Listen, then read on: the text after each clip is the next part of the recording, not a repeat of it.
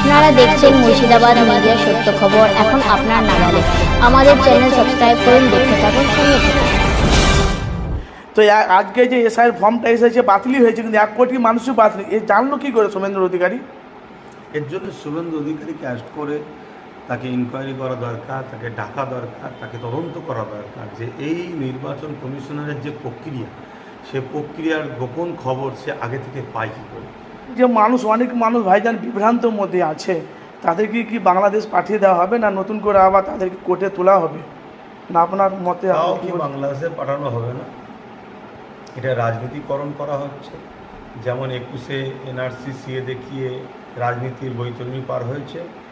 তো আজকে যে এসআইয়ের ফর্মটা এসেছে বাতিলই হয়েছে, কিন্তু 1 কোটি মানুষও বাতিল, এ জানলো কী করে শুভেন্দু অধিকারী? এর জন্য শুভেন্দু অধিকারীকে অ্যারেস্ট করে তাকে ইনকোয়ারি করা দরকার, তাকে ডাকা দরকার, তাকে তদন্ত করা দরকার যে এই নির্বাচন কমিশনারের যে প্রক্রিয়া, সে প্রক্রিয়ার গোপন খবর সে আগে থেকে পায় কী করে। তাহলে নির্বাচন কমিশনারের সঙ্গে শুভেন্দু অধিকারীর কী সম্পর্ক আছে?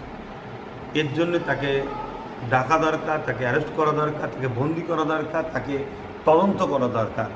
না হয় এ থেকে মানুষের কাছে যে দেশের যে নির্বাচন কমিশনের যেটা গুরুত্ব, সেই গুরুত্বহীন হচ্ছে। এ বিষয়ে তদন্ত হওয়া দরকার। তার সাথে সাথে যে এখন যে অনেক মানুষ ভাইজান বিভ্রান্তর মধ্যে আছে, তাদেরকে কি বাংলাদেশ পাঠিয়ে দেওয়া হবে, না নতুন করে আবার তাদেরকে কোর্টে তোলা হবে? না আপনার মতে তাও কি বাংলাদেশে পাঠানো হবে না? এটা রাজনীতিকরণ করা হচ্ছে। যেমন 21-এ এনআরসি সিএ দেখিয়ে রাজনীতির বৈতরণী পার হয়েছে, ঠিক এই এসআইআরটাকে দিয়েও রাজনীতিকরণ করে রাজনীতির একটা রুটি শাখার দিদি মোদির সেটিং বাইনারি পলিটিক্স করার চেষ্টা করছে। এই যে নামগুলোকে কি বলে বিচার বিভাগের মধ্যে রেখে দিয়ে একটা ভোটের বৈতরণী পার করে নিয়ে বিজেপি বিভিন্ন জায়গায় শক্তিশালী হওয়ার একটা প্ল্যান পরিকল্পনা করছে, এবং এইটাকে ভয় দেখিয়ে রাজ্য সরকার সংখ্যালঘু মুসলমানদের একটা মাসিয়া হওয়ার নতুন করে নাটক করতে নামবে। এরকম একটা ষড়যন্ত্র এরা করতে চলেছে।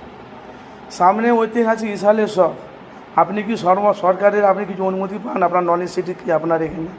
না, কোনো বছরেই আমরা পাইনি সরকারি সুযোগ সুবিধা। আমরা যতটুকু যা করি আমাদের